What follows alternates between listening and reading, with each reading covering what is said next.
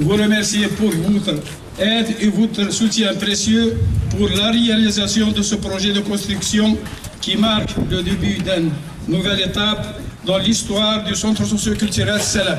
Et merci. Merci, Monsieur le Président. Je vais juste demander à nos amis, à nos frères ici de s'écarter de manière à ce que le public puisse avoir quelques images.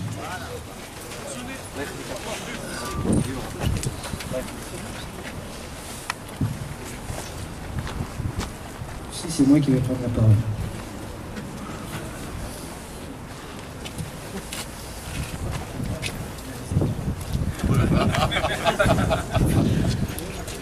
Monsieur le préfet, monsieur le député maire, monsieur le consul, mesdames et messieurs les élus, messieurs les représentants de l'Église catholique, monsieur le rabbin, monsieur le pasteur, mesdames et messieurs, chers frères, chères sœurs, bienvenue à tous sur le futur chantier de la future, sur le chantier de la future mosquée d'Argenteuil. C'est une journée historique. Nous allons célébrer la pose de la première pierre de la mosquée Salam d'Argenteuil, à un moment historique aussi, puisque commence actuellement la célébration des 100 ans de la fin de la Grande Guerre, où 70 000 soldats français de confession musulmane ont donné leur vie pour la France. C'est avec beaucoup d'émotion et de joie que je m'adresse à vous. Enfin, un rêve se réalise. Notre association œuvre dans le cadre républicain, avec toute personne prenant une laïcité d'ouverture, de justice et de respect, qui conduira à mieux vivre ensemble. Ce sera un lieu de culte et de culture qui servira d'interface pour communiquer, dialoguer, se rencontrer, dissiper les peurs et les craintes, rassurer, et faire taire les fantasmes et les méfiances. Il se voudra un lieu d'entraide et de partage, de sérénité. J'ai une pensée pour nos pères et nos mères qui ont consenti tant de sacrifices. Ils sont venus dans les années 50, dans ce grand pays, qu'ils ont contribué à faire grandir. Je suis certain qu'ils sont fiers de nous, car aujourd'hui, nous concrétisons une promesse. Cette mosquée sera le symbole de leur sacrifice. Merci à tous de votre présence. Merci, monsieur le préfet, votre présence nous honore. Merci, monsieur le maire. Vous avez su nous écouter, nous entendre, nous comprendre. Nous n'oublierons jamais votre engagement et la confiance que vous nous avez accordée. Je rends hommage à votre sens du dévouement. Merci à tous.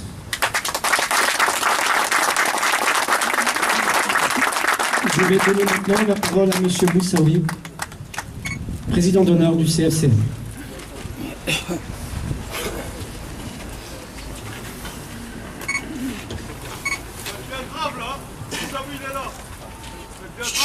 Doucet, tu viens chercher des voix. Doucet, tu viens chercher, je ne sais pas, Doucet, tu viens chercher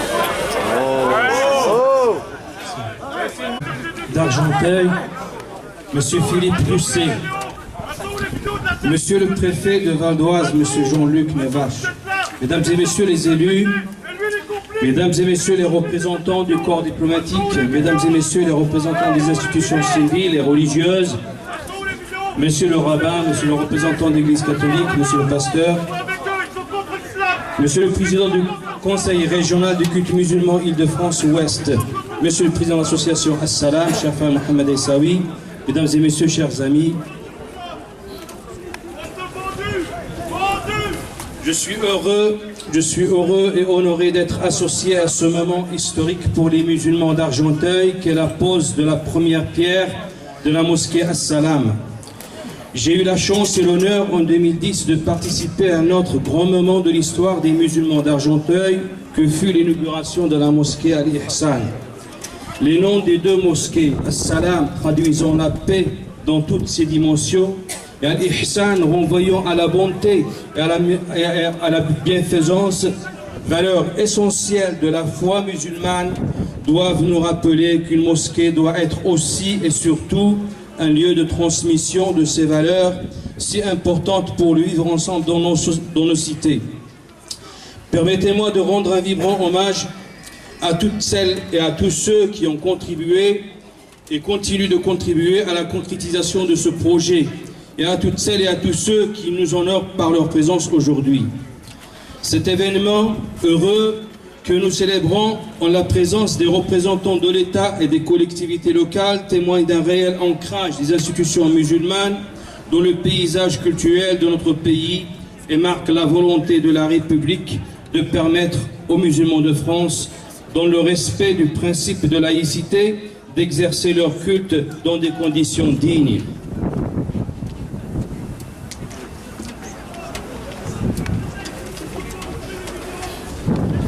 La situation du culte musulman dans la région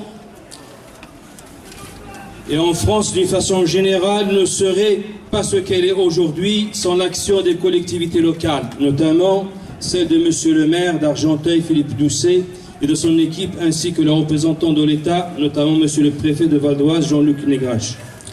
Je salue tout le travail accompli par le président Mohamed El Aissaoui et son équipe, sans oublier les fidèles, notamment les femmes, toujours aussi nombreux et présents.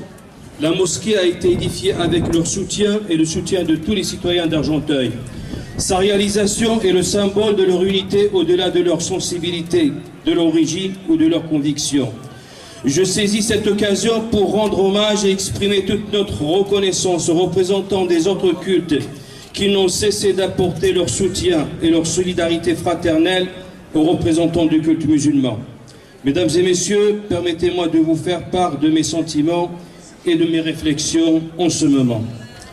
C'est d'abord le sentiment de partager avec les responsables de l'association porteuse du projet d'un devoir en partie accompli et d'une prière exaucée. Car dans la tradition musulmane, l'acte de naissance d'un lieu de culte se produit d'abord par la volonté et la permission divine, comme on peut le lire dans les versets 36 et 37 du chapitre 24 du Saint-Coran.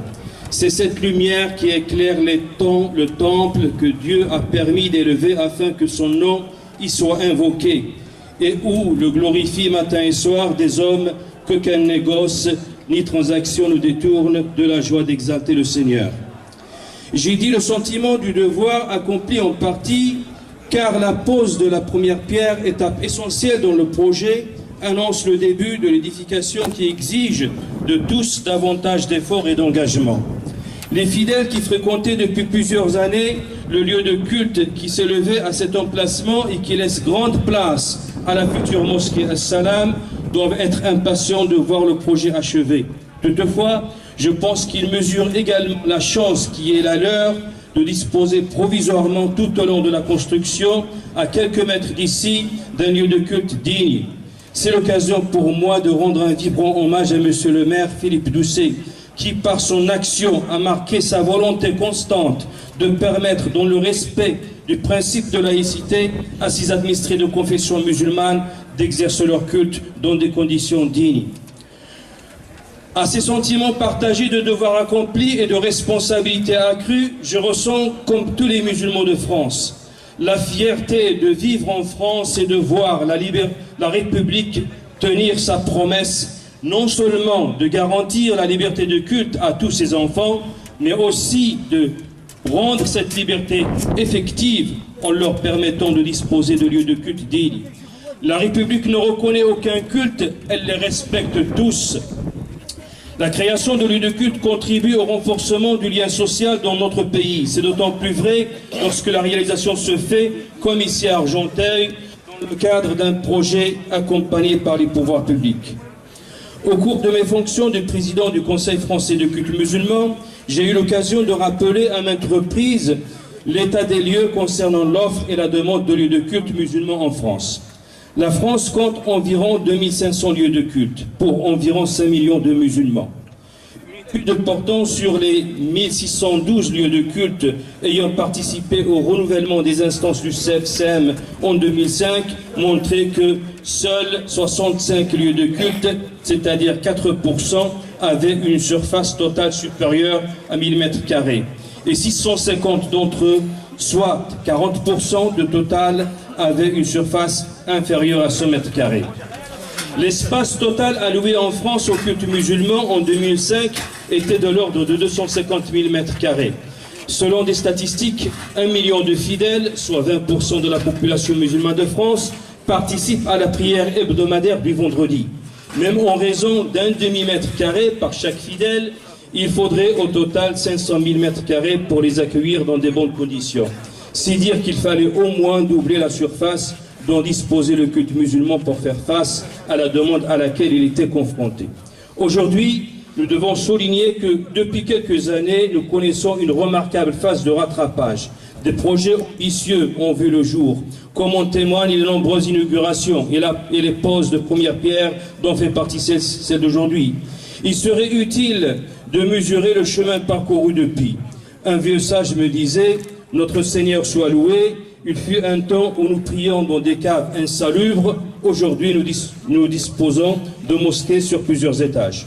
Dans un rapport intitulé « La grande nation pour une société inclusive », remis par au Premier ministre M. Jean-Marc Ayrault, le 1er février 2013, par Thierry-Tuot, membre de l'autorité de la concurrence, nous pourrons lire sous le titre « Laissons prier les musulmans ».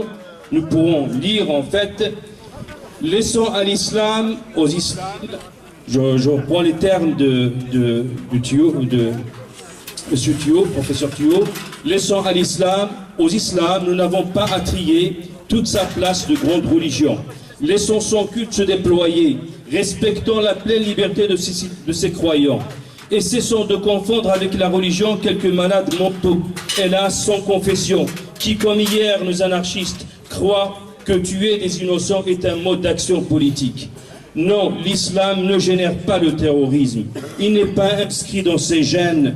Comme toute religion et comme aucune n'y a fait exception, l'histoire le montre assez, elle a ses obscurantistes et ses fanatiques. À cela, aucune pitié de notre part, bien sûr, mais ils sont dans notre pays rares, minoritaires et sans rapport avec l'islam. Fin de citation de M. le rapporteur Thierry-Tuot.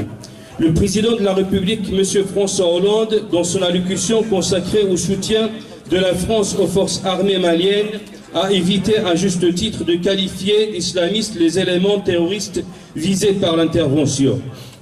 J'ai salué en son temps cette précaution utile et nécessaire du président de la République dans le choix des mots, écartant ainsi tout amalgame et toute confusion entre islam et terrorisme. Alors même que le président de la République continue de prendre cette précaution dans toutes ses allocutions, nous avons relevé malheureusement que ce principe de précaution n'est pas toujours respecté par certains hommes politiques et médias dans notre pays. L'usage abusif des termes islamistes ou islamisme qui nourrit l'amalgame entre le terrorisme et l'islam, religion de paix qui sacralise la vie, porte incontestablement atteinte à l'image de la foi musulmane. Alors que les termes judaïsme et christianisme évoquent naturellement les traditions juives et chrétiennes et leur apport à la civilisation humaine, le terme islamisme est quant à lui chargé de symboles extrêmement négatifs. De même que pour le terme islamiste, on le charge d'une forte connotation négative. Il est même souvent employé pour désigner un terroriste se réclamant de l'islam ou supposé comme tel. Je ne peux soulever ce problème de langage qui nous préoccupe et qui, à nos yeux, très important, sans réaffirmer notre inquiétude face au sort de nos compatriotes pris en otage et notre soutien total à leurs familles et leurs proches. Nous réaffirmons par la même occasion notre condamnation sans appel de cette prise d'otage inacceptable et que rien ne saurait justifier. Notre condamnation est encore plus ferme et plus forte à chaque fois que les auteurs de ces actes se réclament de l'islam ou se présentent comme tels. Les musulmans de France, citoyens responsables qui respectent le pacte civique et adhèrent totalement aux valeurs qui régissent notre pays, ne comprennent pas et n'acceptent pas que certains, ouvertement ou insidieusement, mettent en doute leur adhésion pleine et entière aux valeurs de la République. Nous assistons depuis quelques années à la multiplication d'actes de groupes extrémistes visant les musulmans et les institutions musulmanes en France et en Europe. Ces actions peuvent prendre parfois des formes violentes, agression de femmes voilées, profanation de mosquées et des tombes musulmanes dans les cimetières, y compris les tombes des soldats musulmans morts pour la France. Cette montée de racisme et d'actes anti-musulmans inquiète les musulmans de France et tous nos concitoyens épris de paix et de justice et appelle une condamnation unanime, une solidarité dans l'effort de lutte contre le racisme sous toutes ses formes. Les musulmans de France ont confiance en la République et ses valeurs, valeurs que le président de la République, M. François Hollande, a rappelées à l'occasion de la fête de l'Aïd el-Fitr en 2012 dans ses vœux adressés aux musulmans de France. Je tiens à réaffirmer mon attachement à l'égalité républicaine qui protège tous ses citoyens et résidents sans discrimination, la laïcité qui assure la liberté de conscience comme elle garantit la liberté religieuse demeurera la règle de notre République. Fin de citation du président de la République. Cet heureux événement qui nous rassemble aujourd'hui coïncide avec le lancement des célébrations du centenaire de la guerre 14-18. Le président de la République, M. François Hollande, dans son allocution du 7 novembre dernier, a dit « Comment ne pas saluer les 430 000 soldats venant de toutes les colonies de l'Afrique et de l'Asie Sud-Est et qui ont pris part à une guerre qui aurait pu ne pas être la leur. Ils y ont participé pour la France et cet engagement fut ensuite au cœur de leur légitime exigence d'émancipation et d'indépendance. La France a souscrit une dette d'honneur à l'égard de leurs descendants, qu'ils soient en Afrique, en Asie ou qu'ils soient aujourd'hui citoyens français. À la suite de la profanation de plus de 500 tombes de soldats musulmans morts pour la France, le président Nicolas Sarkozy avait déclaré au cimetière Notre-Dame de Lorette « Aux esprits oublieux, aux esprits ignorants, faut-il rappeler les faits d'armes de cette armée d'Afrique qui retentit à la France qui a rendu à la France son honneur militaire. Tous les hommes qui reposent dans ce cimetière, tous ces hommes désormais irrémédiablement unis dans la mort, ont fait le sacrifice de leur vie pour que perdure au-delà de leur existence la France et les principes de notre République. Nous n'avons pas le droit de l'oublier. Sachons donc, quelles que soient nos convictions, quelles que soient nos croyances, quelles que soient nos origines, nous montrer dignes de leur exemple et de leur courage. Enfin, permettez-moi de terminer mon allocution avec une prière pour la France. Que la France vive heureuse et prospère, qu'elle soit forte et grande par l'union et la concorde. Seigneur, regarde avec bienveillance notre pays, la France, bénis et protège la République française et le peuple français. Je vous remercie.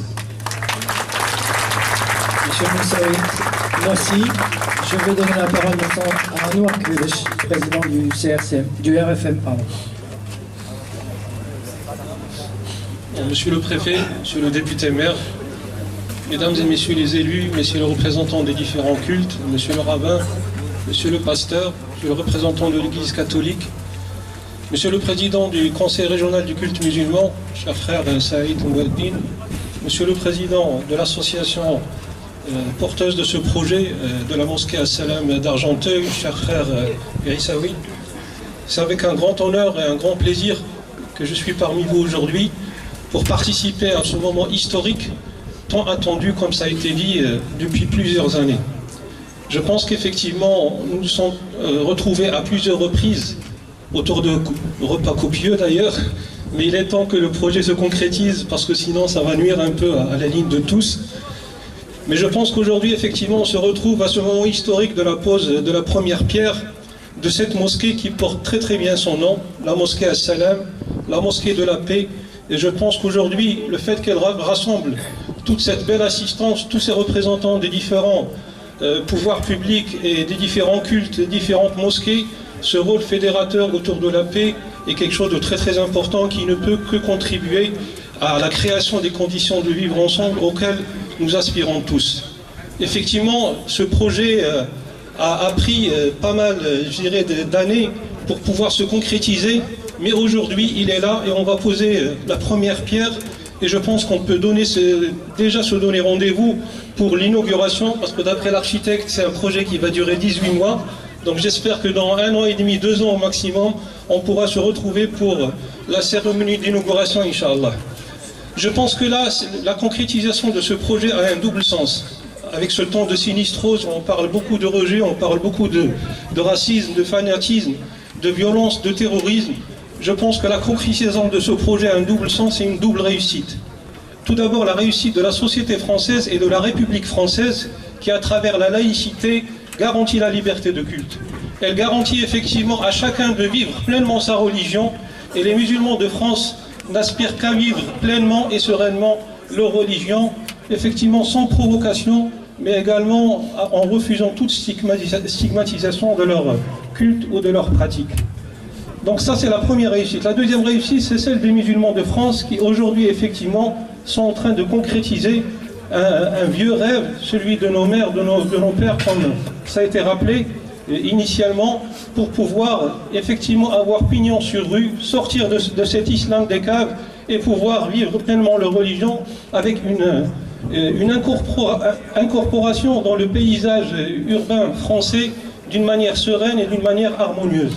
Et je pense qu'effectivement, l'inauguration d'aujourd'hui, on la pose la première pierre, s'inscrit dans une longue série d'inauguration de mosquées dignes de ce nom qui permettent aux musulmans de France, et en particulier aux musulmans de cette belle ville d'Argenteuil, de vivre dignement leur culte en accueillant les vieux et les jeunes, en accueillant les femmes et les hommes, et en accueillant également toute la jeunesse qui est l'avenir de l'islam de France. Je ne voudrais pas être trop lent, parce que je pense qu'on a pris pas mal de retard dans le programme, et je pense que les uns et les autres ont des obligations.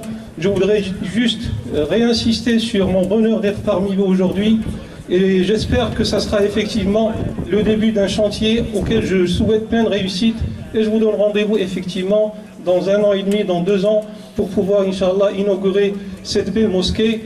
J'espère effectivement que le temps est venu pour que on fasse établir des ponts au lieu d'établir des murs entre les différentes composantes de la nation. Il faut que chacun prenne un peu sur soi pour pouvoir créer ces conditions de vivre ensemble dans ce beau pays qu'est la France. Vive la République, vive la France, vive l'islam de France. Je vous remercie. Merci Anouar Koudesh, président de Rassemblement Marocain de France. Des musulmans de France, pardon.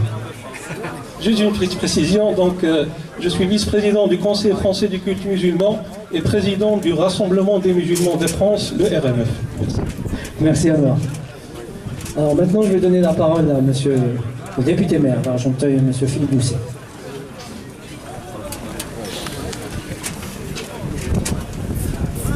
Monsieur le préfet, monsieur le consul, monsieur le El Assaoui, président du centre culturel Assalam, et à travers vous l'ensemble des membres du conseil d'administration, et à travers vous l'ensemble des fidèles de cette mosquée. Je suis très heureux d'être parmi vous aujourd'hui avec mon adjoint Nicolas Boujard qui suit pour moi ce dossier depuis un certain temps maintenant. Nous sommes très heureux, y compris parce que il y a les autorités civiles, nombreuses autour de monsieur le préfet, il y a beaucoup de fidèles musulmans de cette mosquée, mais aussi des représentants de l'autre mosquée, des autres mosquées, que je salue. La mosquée dite des Turcs, disons comme ça. La mosquée dite Renaud, que les Argenteuillais appellent comme ça, les musulmans l'appellent autrement, mais souvent on dit la mosquée Renaud. Et puis, donc je suis content que l'islam de France, avec toutes ses origines, soit rassemblé ici, aujourd'hui. Et puis nous sommes aussi heureux de voir qu'il n'y a pas que des musulmans et les autorités civiles. Je voudrais saluer le rabbin et à travers lui l'ensemble de la communauté juive d'Argenteuil. Je voudrais saluer, j'ai vu les prêtres de l'église Notre-Dame de Lourdes Et je voudrais les remercier d'être présents, parce qu'à travers eux, c'est l'ensemble des catholiques d'Argenteuil qui sont présents. Nous avons mis en place, il y a un peu plus d'1 an, un conseil du vivre ensemble, où sous mon autorité et celle de monsieur le sous-préfet, l'ensemble des représentants des différents cultes sur la ville se retrouvent pour se connaître, pour échanger, pour partager. Et finalement, aujourd'hui, ensemble, nous partageons ce moment. Donc merci aux uns et aux autres d'être présents aujourd'hui. Vous y avez fait référence dans vos propos. Nous sommes en 2013, presque un siècle après le début de la Première Guerre mondiale, où effectivement un certain nombre de soldats français de confession musulmane, et ça a évidemment été aussi le cas lors de la Seconde Guerre mondiale, sont morts pour la France. Un grand républicain, un grand socialiste aussi, Jean Jaurès, assassiné la veille du début de cette grande guerre 14-18, cette grande boucherie, parlait de la République. Il disait quoi sur la République française? La République ne demande à personne quel est son culte et s'il en a un, pour le considérer comme un citoyen. La République assure l'entière et nécessaire liberté de toutes les consciences, de toutes les croyances, de tous les cultes. C'est la République française. Alors, nous avons, et c'est notre rôle de maire, accompagner ce projet dans le respect des règles de la République. La République n'est pas contre les cultes. Elle considère que les cultes sont du domaine privé. Donc la République nous permet d'accompagner, dans un certain cadre, les constructions de lieux de culte. Donc ici, nous avons souhaité, parce que c'est l'honneur de notre ville, nous ne souhaitions plus, comme vos représentants, que des fidèles soient amenés à prier dehors. L'islam ne se grandit pas à être un islam des caves ou des rues. La ville d'Argenteuil ne se grandit pas à avoir des fidèles dehors. La République française se grandit quand chacun peut exercer librement et dignement son culte dans un lieu décent. C'est ce que nous allons faire ici. Donc nous avons signé ce permis de construire il y a quelques mois. La démolition de l'ancienne mosquée s'est engagée. Nous avons voté en décembre 2012 la mise à disposition d'un local municipal juste à côté qui vous permet d'avoir un lieu de culte pendant l'édification de cette nouvelle mosquée. Elle sera belle. Elle sera belle. On va suivre l'architecte en plus. C'est pas moi qui ai mis la pression dessus sur les 18 mois à 2 ans. Lourde responsabilité. Mais nous avons hâte d'avoir ici une belle mosquée, comme nous sommes honorés que partout sur Argenteuil, eh bien, nous ayons des lieux de culte corrects, qui valorisent les Argenteuillais et qui valorisent notre ville. Bonne construction. Bonne construction. Et puis, j'espère que nous aurons le plaisir de nous retrouver pour inaugurer un beau bâtiment qui fera honneur à l'islam de France, qui fera honneur aux musulmans argenteuillais et qui fera honneur à notre ville. Merci et bon courage. Merci, monsieur le maire. Merci beaucoup. Je vais donner maintenant la parole à monsieur le consul du Maroc à Pontoise.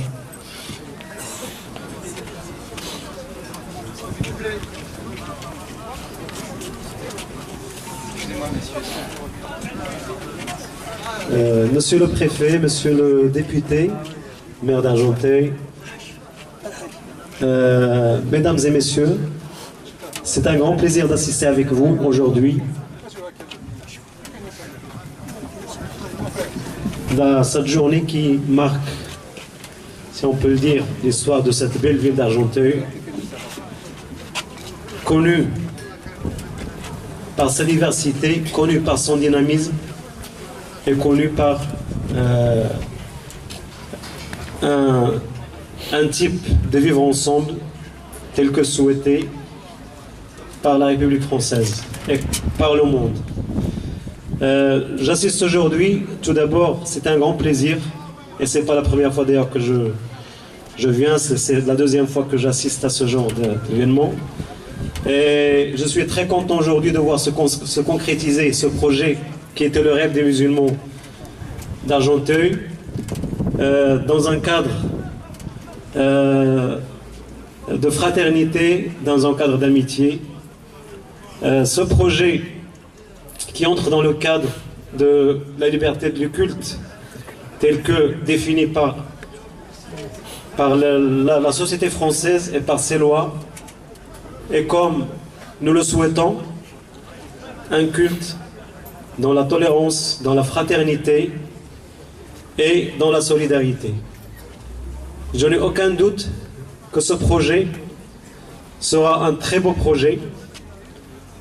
Je n'ai aucun doute que la future mosquée, qui demande de l'effort, qui demande beaucoup de disponibilité, les gens qui vont s'en charger seront à la hauteur, parce que les autorités françaises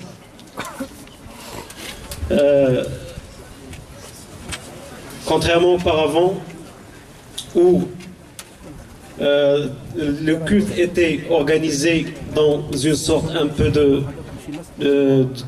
disons dans un cadre qui était un peu n'importe comment, parce qu'il n'y avait pas assez de mosquées, il n'y avait pas assez de places, il n'y avait pas assez de... Mais maintenant c'est une demande qui est une réalité. Les musulmans de France constituent une part très très importante de la population française. C'est une réalité et nous sommes très très contents que la France et les autorités françaises, les élus, responsables publics ont donné l'importance qu'ils méritent à cette question, avec le soutien et avec l'appui, avec la mise à disposition dans le cadre des règlements autorisés par la République française pour la construction de mosquées. Et donc celle d'Argenteuil sera un patrimoine de cette belle ville. Cette belle ville très connue d'ailleurs par son histoire, par son passé, par son art, par les personnes qui l'ont marqué dans la littérature. Donc ça sera un patrimoine de cette ville qui sera à la hauteur des musulmans, quelles que soient leurs origines. De toute façon, moi, en tant que consul général du Maroc, vous le savez que, comme tous les pays qui souhaitent la paix dans le monde, c'est pour ça qu'on œuvre aussi.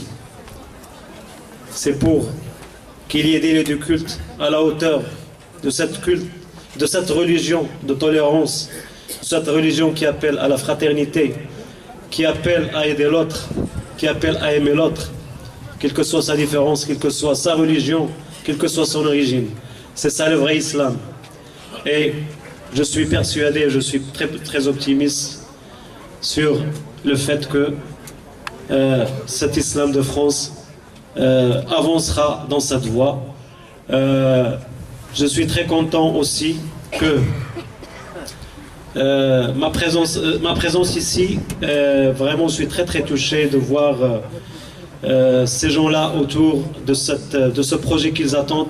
Et en tant que musulman également, je sens ce que vaut une mosquée pour les musulmans. Donc, rendons un hommage à tous ces gens qui œuvrent dans ce sens. Rendons un hommage, je le fais à mon tour aussi, pour ceux qui sont morts pour la France, parmi lesquels il y a des Marocains, Et je suis très touché de l'honneur qui a été fait à Bastia, en Corse, dernièrement par le président François Hollande et disons, avec la présence du prince du Maroc. Je suis très content. Je sais qu'il y a des musulmans de tous les pays qui sont bons pour la France.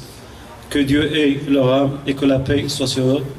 Je vous remercie, je vous souhaite une très bonne chance.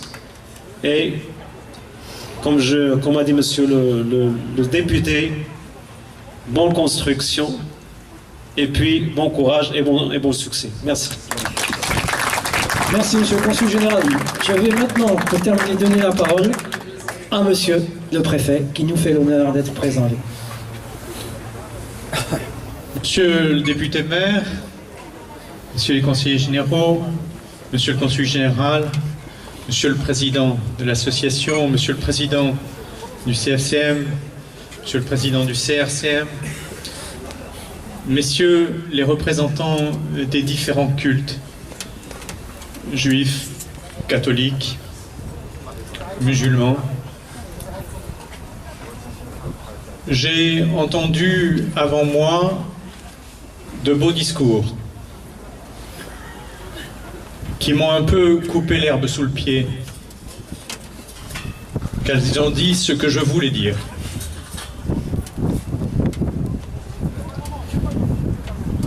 Comme quand je suis allé pour l'Aïd à la mosquée de Cergy, à la mosquée de Pontoise, chez vous, à la mosquée de Persan, comme j'irai la semaine prochaine à celle de Sarcelles. Je viens témoigner ici de ce que la République respecte tous les cultes dans le principe de laïcité, respecte tous les cultes et les protège. Les musulmans de France ont bien sûr le droit de célébrer leur culte dans la dignité, dans des bâtiments qui témoignent de leur foi et de leur aspiration, de leurs hautes aspirations spirituelles. Et l'État se doit non seulement de respecter cette aspiration, de faciliter la manière digne de célébrer le culte, mais doit aussi protéger les musulmans de France. Certains ont dit avant moi que l'on pouvait regretter dans la période récente un nombre plus important de profanations, d'actes racistes. C'est vrai. C'est vrai pour le culte musulman. C'est vrai aussi pour les autres cultes. Et il faut s'élever contre cela. Et il faut que la République c'est chacun d'entre nous, s'élève pour faire respecter le vivre ensemble.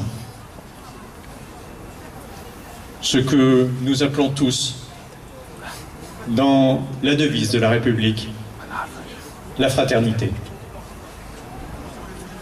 Je suis très heureux d'être ici. Merci, Monsieur le Président, de m'avoir convié. Très heureux de poser une première pierre. J'espère, comme tous ici, que c'est la première pierre d'un bel immeuble que nous inaugurerons ensemble dans 18 mois, Monsieur l'architecte. Peut-être un peu plus.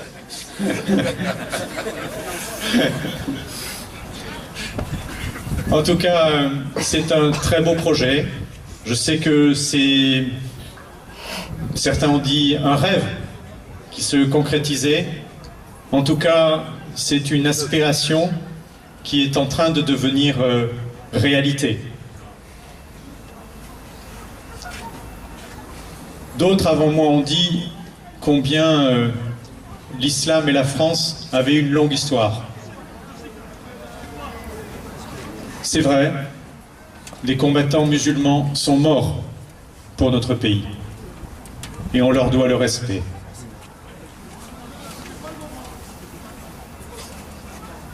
C'est bien aujourd'hui qu'une nouvelle mosquée soit créée ici pour permettre aux musulmans de France de célébrer dignement leur culte et au fond de continuer cette histoire du lien entre l'islam et la France, un lien multiséculaire qui doit se poursuivre dans la sérénité, dans la fraternité et dans le respect des lois de la République. Merci à vous. Merci Monsieur le Préfet. Nous allons maintenant nous rapprocher pour la cérémonie de la pose de la première pierre. Je vais demander à tous nos amis de s'écarter de manière à ce que le public puisse aussi participer à cette cérémonie. Je vous demande de rester bien derrière. Je demande aussi aux représentants des cultes catholiques et juifs de se rapprocher. C'est un moment historique qui restera gravé à jamais. Les frères, je vais reculer un petit peu là, il faut reculer un petit peu. Voilà. Monsieur le préfet qui remet. Bismillah. Voilà. Bismillah, tout le monde a compris normal. Voilà, bismillah. Voilà, c'est le préfet. Voilà, c'est un terrain qui vous appartient, qui appartiendra à vos enfants, aux enfants de vos enfants, aux enfants des enfants des enfants de vos enfants. Je vous demande de vous écarter, s'il vous plaît. Voilà, monsieur Philippe Doucet.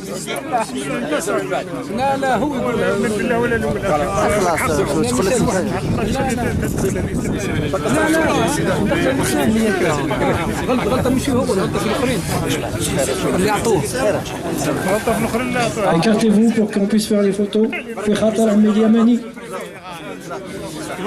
الله يرحمه كيمشي يبنوا في بلادنا يعيطون احنا نحطوا شوف الله يهديك الله يهديك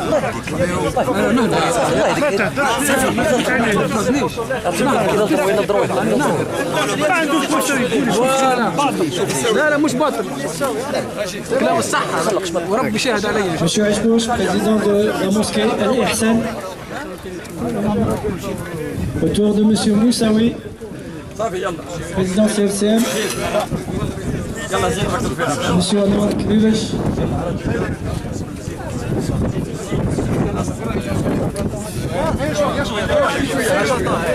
Le rabbin de la synagogue d'Argenteuil.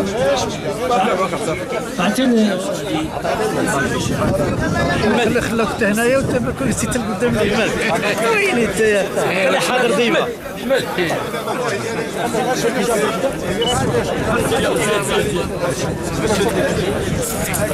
هذاك لا عنده هنا هو اش